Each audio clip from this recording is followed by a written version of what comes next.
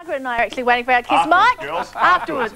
We'll save that one. In the meantime, we're back in the kitchen, Margaret. Yes, and oh, look, this looks good. Well, something special, I think, for entertaining, because I'm sure this summer everyone's going to be wanting to entertain a little bit. So we've got a gorgeous, crisp ginger fried chicken.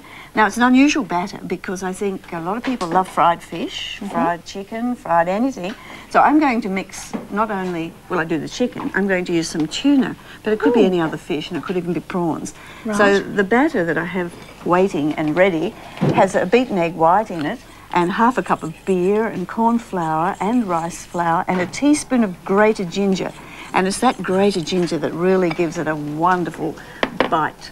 And the pieces of meat or fish that we're using are just cut into nice shapes, and I'm going to just pat moisture off them on a towel and then dip them into corn flour. That one really did come apart. Do you want me to do this? No, because you'll get dirty fingers. Oh, I don't mind, Margaret. And then it goes from the flour, which takes off all that moisture, into the batter.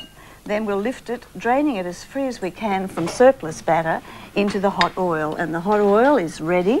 So we'll fry these straight away, because so just into the oil then? Just into the oil. I don't mind what shape they come. So we'll do a few chicken and a few tuna. It is a light batter, isn't it? With egg white. A little bit of egg white. It's like a tempura batter, but it's not. It's like a beer batter, but it's not. It's the batter you're having when you're not having a batter. That's it.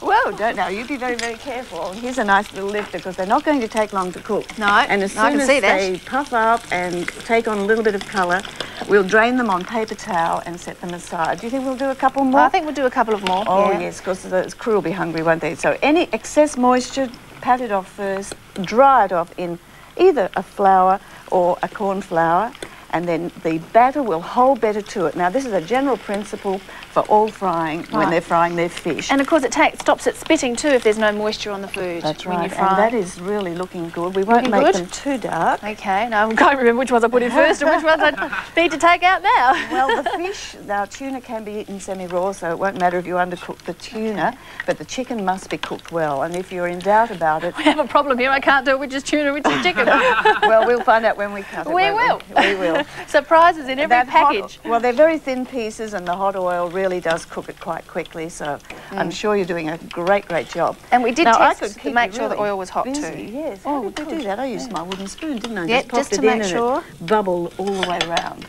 All right, I'll take that lot out. If you've got nothing else to do in our long segment here, you can keep frying those, but I think we might move on to the dressing, because the dressing is rather special. I'll keep to frying go with while this. you move on. Okay, let's get rid of the debris there.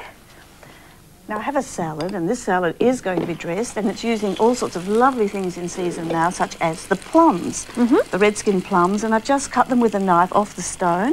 I've got some watercress, which is a gorgeous salad ingredient, but you could use the baby spinach or lettuces, and some shredded red and yellow pepper, and sushi rice. Now, when I say sushi rice, it's a short grain rice that has been cooked by the absorbent method, and then while it was still hot and cooked, I added a tablespoon of vinegar and a tablespoon of sugar, and that gives you that sticky rice. Oh, okay. So you're just using an ordinary rice?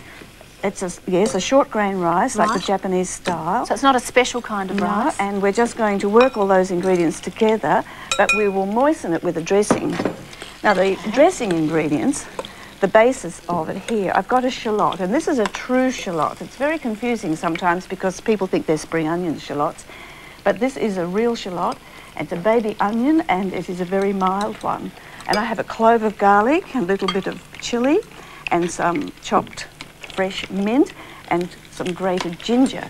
And into that we'll add our liquids, and the liquids here are chicken stock, some rice wine vinegar with a little sugar added, and a very important ingredient today is the traditional, wonderful, pure Kikkoman soy sauce. And I'm going to put 3 tablespoons of this soy sauce into this dressing. The grated ginger looks good too, and of course they'll emphasise it with the batter. The lovely taste that's going to come. You can smell the ginger coming through. Now, the soy sauce can be used in many dressings, and it just gives that magic taste. And amongst this too, well, they're the liquids anyway. It's the vinegar and the sesame oil, a little bit of lime juice, the soy sauce, and We have the most gorgeous dressing you could ever imagine. Okay. Now, how are you doing? I'm doing well. I'm doing well. I am listening and concentrating with what you're doing as well. Now, you want your plate, I suppose. Oh, I think I have a bit of oil on that. Doesn't matter. We'll fix that. We're going to put some more things on it in a moment. Now, into the centre of this, we're going to make a mound of this mixed rice, plum, pepper salad, getting all those lovely colours of Christmas. It is, isn't it? It's very Christmassy, beautiful Margaret. entree. And yet you've got all your food groups there too, with your rice, your carbohydrate. It's a complete meal, isn't it? It is. It really is. And we've got the dressing. Let's spoon some of the dressing over that salad with all those wonderful goodies in it. Moisten it completely and spill it everywhere because we want it all over the edges. Right. And place along the side our fish. Yes, or our chicken or fish. Or and fried food, Margaret, when it's done properly, as in your oil's nice and hot and something like that, it's not too bad for you, is it? It certainly isn't, and because it doesn't really absorb the fat when the fat's the right temperature. That's so right. we've got the fish around the edge. The very last touch is a black sesame seed. And I want that scattered absolutely all over. All over. Well, that's it. Oh, that's it. That's it. That's it. That's it. Oh, beautiful. Wonderful. And thank you very much, Coralie. Look at that. You do a gorgeous entree for Christmas or a special dinner party dish. And it does look delicious, and you can write to Adelaide Today, Post Office Box 621 for a copy of Margaret's recipe. We'll have a look at the major prize now, and then it's time to spin the wheel.